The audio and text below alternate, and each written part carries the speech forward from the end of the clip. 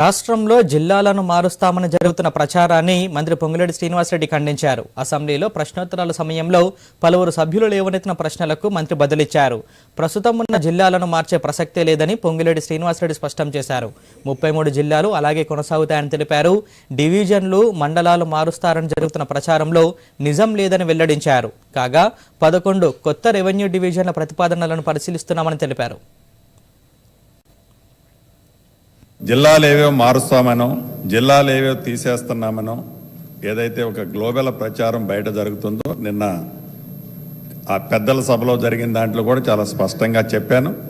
మళ్ళీ ఈ సభలో కూడా గౌరవ సభ్యులందరికీ ఏం చెప్పదలుచుకున్నది, ప్రభుత్వ పక్షాన ఏ జిల్లాని ఈ ప్రభుత్వం తీసేయాలని కానీ, కొత్తగా ఏదో ఒక జిల్లా ఇవ్వాలని కానీ ఈ ప్రభుత్వానికి లేదు. ఉన్న జిల్లాలు ఏ ఒక్క జిల్లాని కూడా ఈ ప్రభుత్వం తీసేసే ఆలోచన లేదు.